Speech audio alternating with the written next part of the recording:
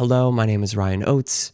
I'm making this video to ask folks to register to speak at the Lowell City Council meeting on May 13th. Here's why. Last week, Lowell City Manager Tom Golden released the city's proposed budget.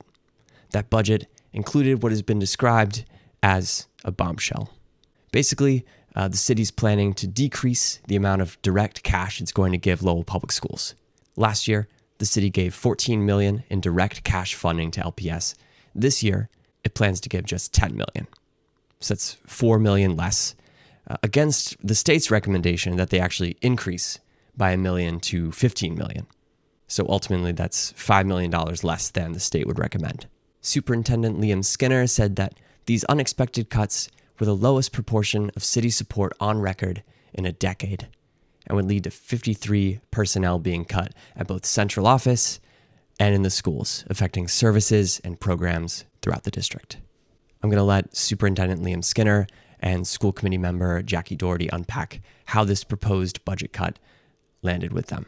Last week we learned that while we budgeted draft budget with a conservative figure of $14 million in city cash, we learned last week that the city intends to give us $10 million in city cash. And it's a serious concern. It has caused us at the last minute to trim our budget considerably, leading to considerable layoffs both at central office and in schools. I want to say that at any time that you're doing budget work, you're making choices.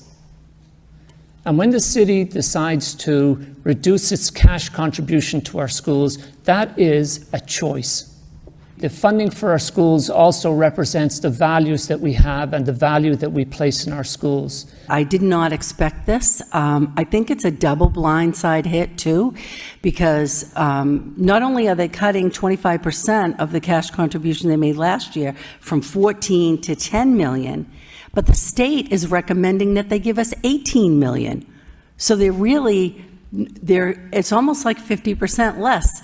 So as we unpack this reaction, I think it's fair to point out that, as the Lowell Sun says, this is the second year in a row in which the proposed budget reflects reductions in staff and services.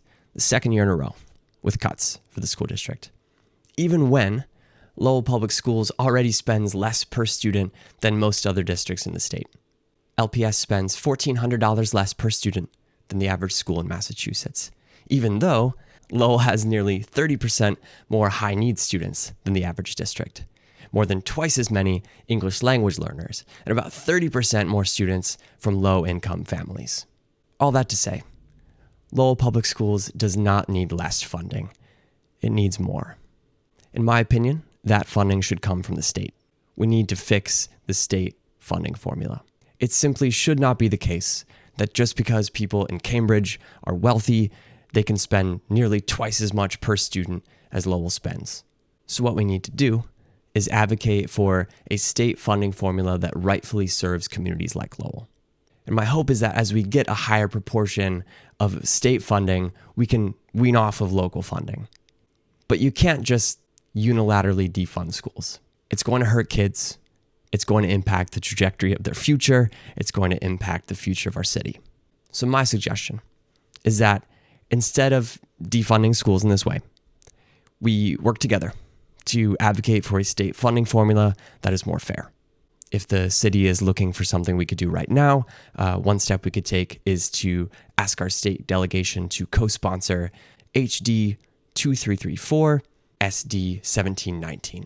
This is an act to fix the Chapter 70 inflation adjustment. This bill would make a technical fix to the state education funding formula so that state funding to public schools keeps pace with inflation over time.